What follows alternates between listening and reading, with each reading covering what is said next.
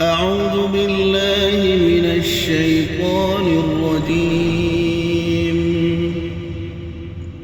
وسيق الذين اتقوا ربهم إلى الجنة زمرا حتى إذا جاءوها وفتحت أبوابها وقال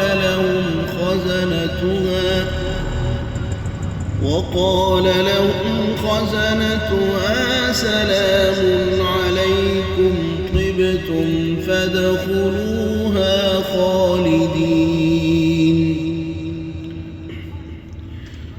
وقالوا الحمد لله الذي صدقنا وعده وأورثنا الأرض نتبوأ من الجنة حيث نشاء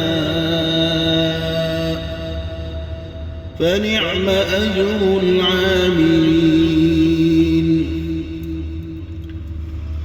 وترى الملائكة حافين من حول العرش يسبحون بحمد ربهم